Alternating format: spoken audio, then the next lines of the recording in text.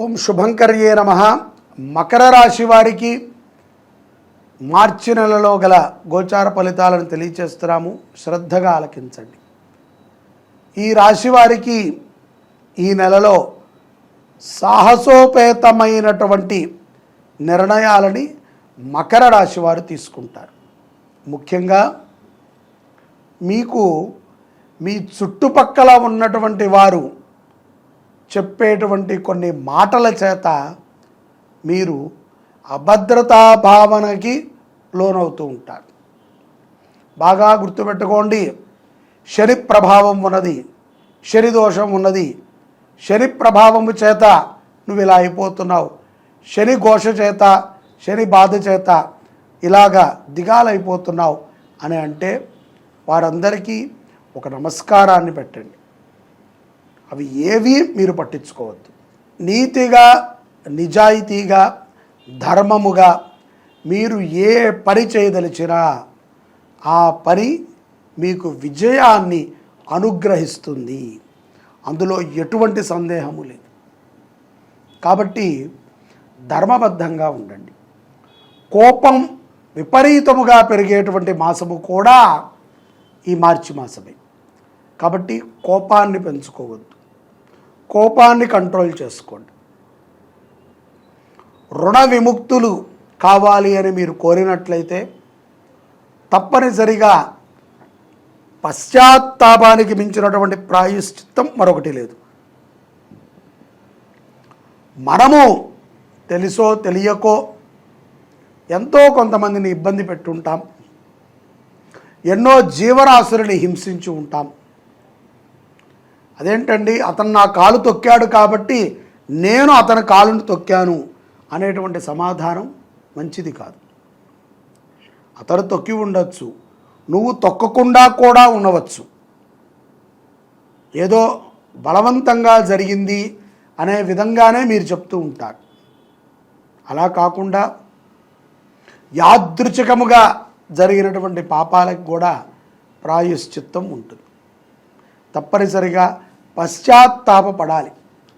జరిగినటువంటి కొన్ని దురదృష్ట సంఘటనలని మనం దృష్టిలో పెట్టుకుని మాట్లాడుతూ ఉండాలి. చిదానందముగా ఉండటం మంచిది, నీతిగా ఉండటం మంచిది. ఇవే ఉద్యోగస్తులకి, వ్యాపారవేత్తలకి, ధనాన్ని ఆపాక్షించేటువంటి మకర రాశి అందరికీ కూడా ఆ రకమైనటువంటి ఆలోచన ఉండటం ద్వారా విజయాలని పొందగలుగుతారు.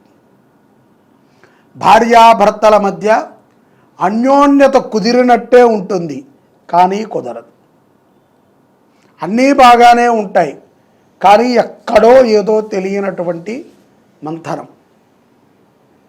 అది అనుమానమని కొంతమంది అనుకుంటారు, కొంతమంది ఇతర బుద్ధే ఇంత అనుకుంటారు, లేదా ఆడవాళ్ళు ఈవిడ మాటే ఇలా ఉంటుంది అని అనుకుంటారు.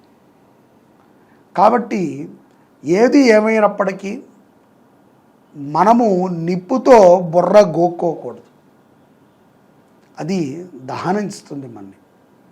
అలాంటి నిప్పుని మనం దూరంగా పెట్టుకోవాలి. నిప్పు అంటే నిజము నిప్పు లాంటిది, అబద్ధము కూడా నిప్పు లాంటిదే, మనని కాల్చివేస్తుంది. కాబట్టి భార్యాభర్తల మధ్య ఎటువంటి దాపరికాలు లేకుండా జీవితం ఉంటేనే ఆ జీవితము సజావుగా సాగుతుంది.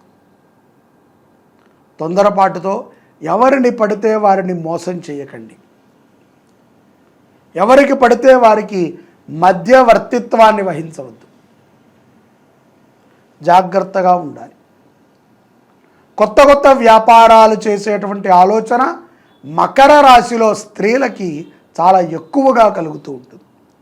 విదేశాలలో ఉన్నటువంటి మకర రాశి జాతకులకి స్థానచలనం గోచరిస్తోంది. మంచి అవకాశం వస్తే తప్పకుండా మారండి. మార్చి 15వ తారీఖు తర్వాత నూతన వస్తు ఆభరణాలని మకర రాశి జాతకులు కొంటారు. కొంతమంది అయితే విపరీతమైనటువంటి అప్పుని కూడా చేసి ఆభరణాలని కొంటారు. భోగకారకమైనటువంటి వస్తువులు అంటే భోగాన్ని ఇచ్చేవి. ఫోను, కారు, బండి, ఖరీదైనటువంటి బట్టలు, ఖరీదైనటువంటి ఆభరణాలు, అందరికీ కనబడటానికి ఏవైతే వస్తువులు ఉంటాయో అవి భోగాన్ని ఇస్తాయి అంటారు. అటువంటి ఆభరణాలని, వస్తువులని మకర రాశి జాతకులు ఈ మార్చి నెలలో కొనేటువంటి సందర్భాలు గుర్తిస్తున్నాయి. ప్రాప్తి ఉంటుంది. ఏదైతే పోయిన వస్తువులు ఉన్నాయో అవి దొరికేటువంటి ప్రాప్తి కలుగుతుంది. మర్యాదపూర్వకముగా మీ ప్రవర్తన ఎంత బాగుంటే మీ మర్యాదలు అవి ఎదుటవారు మిమ్మల్ని చూసి అంత నేర్చుకుంటారు. హేళనగా మాట్లాడకూడదు. మీ ప్రవర్తనలో మార్పుని తెచ్చుకోండి. హేళన తగ్గించుకోవాలి. చులకన భావన, ప్రతి వ్యక్తిని కూడా చులకనగా చూడవద్దు. ఇవే మీరు చేసేటువంటి మహాపాతకాలు. తద్వారా ధనము వస్తుంది, పోతుంది, యవ్వనము ఉంటుంది, పోతుంది. చివరికి ఈ పాపాలన్నీ ఈ దేహముతో మనము అనుభవించిన తర్వాత అప్పుడు మనదన్నీ తీరిపోయాకే పరమాత్మ తీసుకెళ్తాడు. కొద్దిగా ఉన్నా తీసుకెళ్ళడు. అణువంత మాత్రము నీ పాపం ఉన్నా నువ్వు అనుభవించాల్సిందే. అణువంత మాత్రము పుణ్యం ఉన్నా నువ్వు అనుభవించాల్సిందే. వీటిని తప్పించుకొని తిరుగుదానికి ఎక్కడా నీకు ఛాన్స్ లేదు. ఏ దేశంలో ఉన్నా, ఎక్కడ సముద్ర అడ్డుగు మట్టాన ఉన్నా నిన్ను అలాగే తీసుకొస్తాడు పరమాత్మ. అది ఈ యొక్క ప్రకృతికి ఉన్నటువంటి శక్తి. కాబట్టి పశ్చాత్తాపపడాలి. మార్చి 15 తర్వాత విద్యార్థులకి చక్కటి భవిష్యత్తు ఉంటుంది. మంచి చదువులో రాణిస్తారు, ఉన్నత స్థితులకు వెళతారు. ఆర్థిక పరముగా ఈ నెలలో మంచి మంచి అవకాశాలు ఈ యొక్క నెలాఖరు లోపల మకర రాశి వారికి గోచరిస్తూ ఉంటాయి. తెలివిగా డబ్బుని ఖర్చు చేయాలి, విచ్చలవిడిగా ఖర్చు చేయకండి. బ్రాహ్మణ ఘోష, గోఘోష, దేవతల ఘోష మంచిది కాదు. ఘోష అంటే ఏదో అరుపు అనుకుంటాం.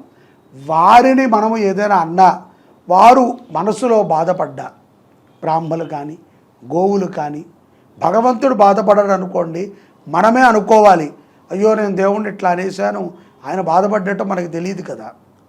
ఆయన సర్వాంతర్యామి. నువ్వు పూజించినా పూజించకపోయినా, నువ్వు నమ్మినా నమ్మకపోయినా నీ చుట్టూ, ఈ విశ్వానికి చుట్టూ వలయంలాగా ఉంటాడు పరమాత్మ. ఆ ప్రారబ్ధాన్ని నువ్వు అనుభవిస్తూనే ఉంటావు. ఆ అనుభూతిని నువ్వు పొందాలి అనుకుంటే ఆధ్యాత్మిక పరమైనటువంటి అభివృద్ధిని మనం చేసుకోవాలి. విదేశాలలో ఉన్నటువంటి వారు తప్పనిసరిగా దేశీయ గోవుకి పచ్చి దానాన్ని, పచ్చి పదార్థాన్ని, పచ్చి గడ్డిని ఆహారంగా పెట్టండి. మీకు తెలిసినటువంటి గోశాలలు ఉంటే సంప్రదించి పచ్చి గడ్డిని మకర రాశి జాతకులు ఆవులకి సమర్పణ చేయండి. తద్వారా మీ జీవితాలు ఎంతో ఆనందమయంగా ఉంటాయి. స్వదేశంలో ఉన్నవారైనా విదేశముల్లో ఉన్నవారైనా సరే తప్పనిసరిగా పార్వతీ అమ్మవారి ఆరాధన కానీ, దుర్గా అమ్మవారి ఆరాధన కానీ శుక్రవారం పూట చేయటం మంచిది.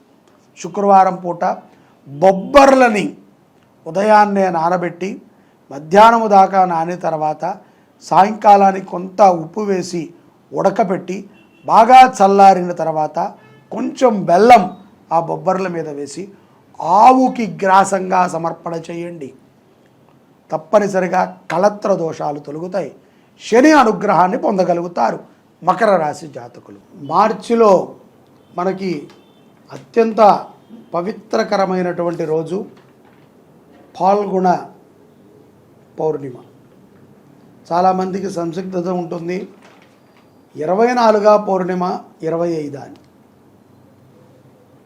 24వ తారీఖు పౌర్ణమి రాత్రి పౌర్ణమి కావాల్సినటువంటి వారు చంద్ర దర్శనము, నక్షత్ర దర్శనము చేసుకునేటువంటి వారు 24వ తారీఖు ఆదివారము పౌర్ణమిగా భావించి చేస్తారు.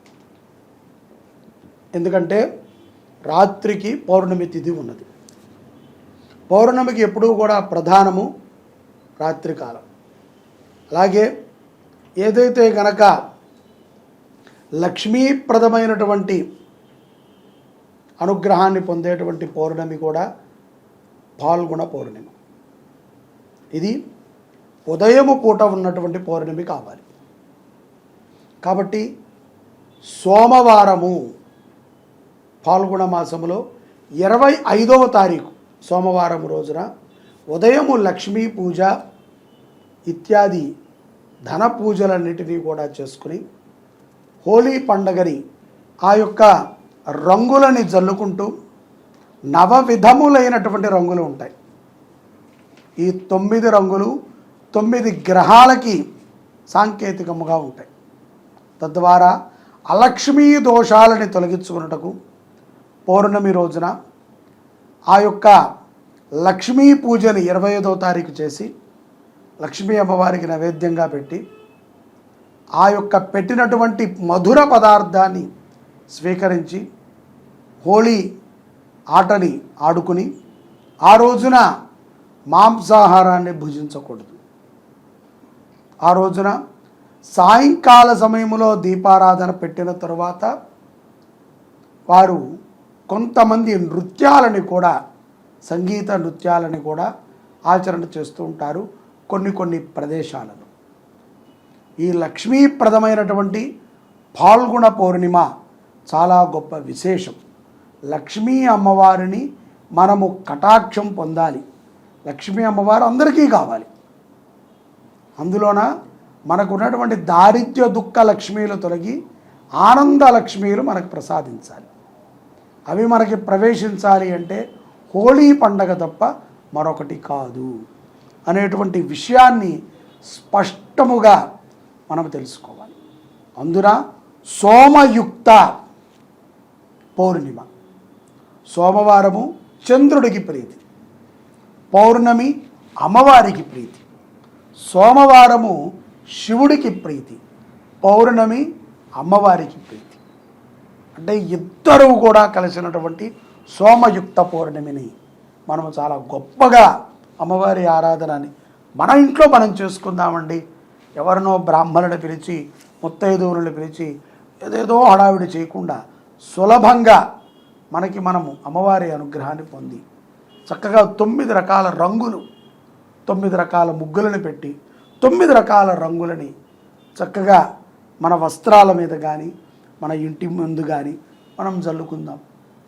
ఈ యొక్క నీళ్లలో చాలామంది రంగులని మిశ్రమించి వాటిని జల్లుతారు.